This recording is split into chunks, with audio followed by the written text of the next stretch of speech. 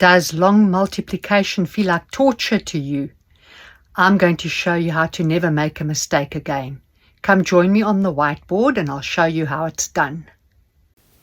Okay, today I'm going to show you how to multiply 2 digits by 2 digits. This is the first step towards doing long multiplication.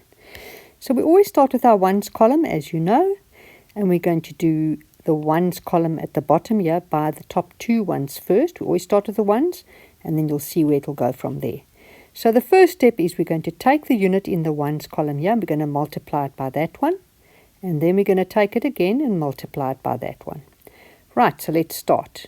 3 times 1, and we're going to write the answer here, is 3. Now, 3 times 2, and we're going to put the answer there, is 6. So just to recap, we went this way. 3 times 1 was 3, then 3 times 2 was 6. And this row here is the answer for this unit times those 2 digits there. So we've now finished with this unit.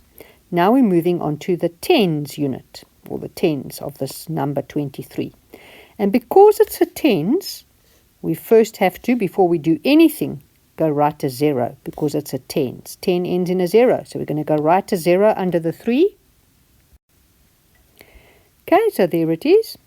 Now we start here. The tens times the 1, so 2 times 1 is going to be a 2 over here. And then this 2 again times that one there, 2 times 2 is going to be a 4 over there. Right, so now we've finished with our tens as well. We did that one, and the answer for the tens times this number at the top here, 21, was this here.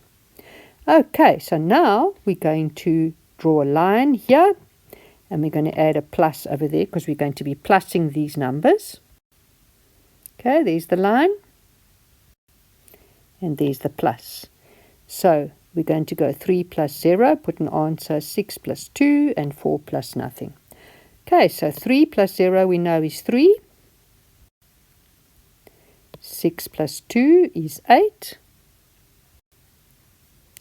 And 4 plus nothing remains 4.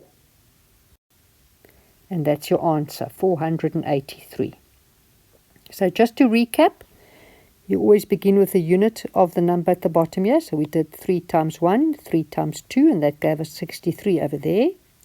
Then when we moved on to the tens, we first put a 0 down because 10 ends in a 1, 0.